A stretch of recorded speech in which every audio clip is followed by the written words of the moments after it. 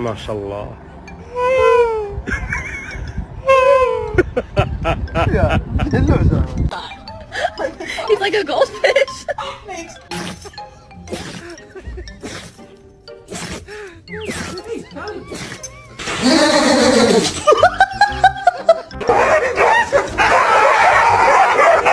For dog to see what they do.